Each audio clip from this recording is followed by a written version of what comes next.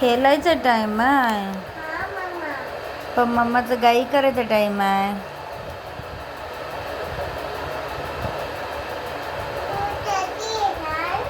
मी घरीच आहे. तर कधी येणार?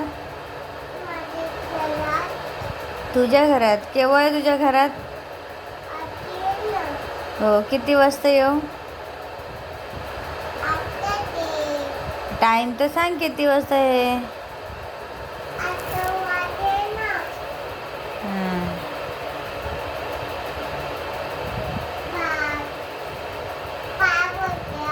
अच्छा, 5 वाजले.